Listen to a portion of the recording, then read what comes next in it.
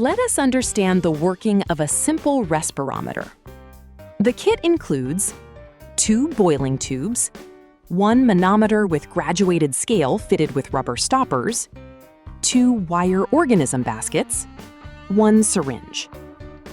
The following materials are required to perform the experiment: cotton or cotton plugs, potassium hydroxide solution, used to absorb the carbon dioxide produced by germinating seeds, colored liquid for the manometer, germinating peas, seeds, or other living organisms, dropper or disposable pipette, simple respirometer kit.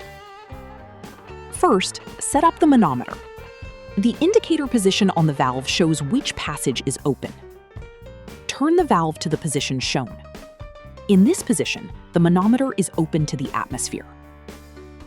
Using the syringe, carefully fill the manometer with colored liquid as shown. Do not overfill the manometer. Allow the manometer to rest for a short period until the liquid level stabilizes.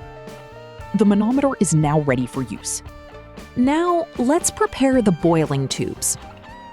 Take the first boiling tube and place a cotton plug at the bottom. Using a dropper, moisten the cotton plug with potassium hydroxide solution. Be careful not to oversaturate the cotton. Insert the wire baskets into the boiling tube and fill them with germinating seeds. Prepare the second boiling tube in the same manner by placing a cotton plug moistened with potassium hydroxide solution at the bottom.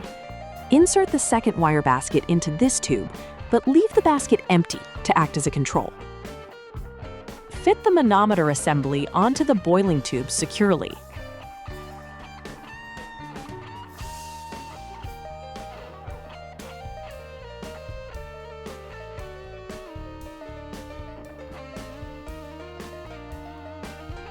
Turn the valves to the position shown in the video and allow the apparatus to rest.